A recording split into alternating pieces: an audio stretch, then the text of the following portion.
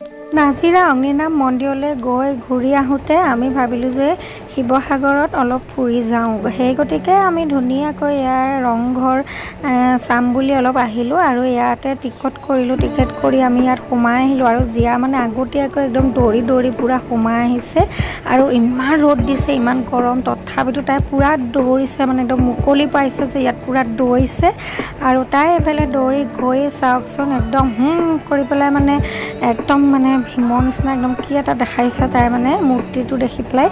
আৰু এইফালেদি আমি ভিতৰলৈ সোমাই গ'লোঁ, গৈ পেলাই বহুত গৰম পালোঁ, মানে বহুত গৰম তাত আৰু নোৱাৰিলোঁ আমি বেছি দেৰি ৰৈ থাকিব আৰু সেইখিনিত মানে ভিডিঅ' কৰিবলৈয়ে মই নোৱাৰিলোঁ, মানে ইমানে গৰম পালোঁ।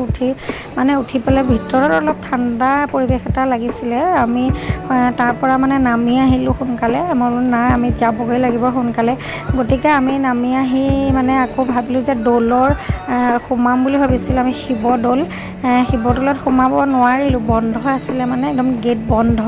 গতিকে আমি চাৰিওফালেদি একদম পুখুৰীটো চালোঁগৈ, মানে আমি যিটো শিৱসাগৰ পুখুৰী দৌলৰ পিছফালে এনেকৈ আছে আমি সেয়া চালোঁ। চাই পেলাই আমি আকৌ এক পাক এনেকৈ ইফালেদি মানে গাড়ী দি আমি ঘূৰিয়ে আহিলোঁ আৰু মানে আমি তাত সোমাব নোৱাৰিলোঁ, এনেই চোৱা নিচিনাই হ'ল আৰু আমি ঘূৰি আহিলোঁ তেনেকৈয়ে মানে এনেকৈয়ে আৰু ভিডিঅ'টো কৰিলোঁ। আমি ভিতৰলৈ যিহেতু সোমাব নোৱাৰিলোঁ, তাৰ ভিতৰত মানে একদম বন্ধ আছিলে, সেইকাৰণে এনেকৈ এক পাক ঘূৰি আৰু পূৰা গৰমো হয়, আমি গাড়ীৰ পৰা মানে নামিবই নোৱাৰিলোঁ, বহুত গৰম।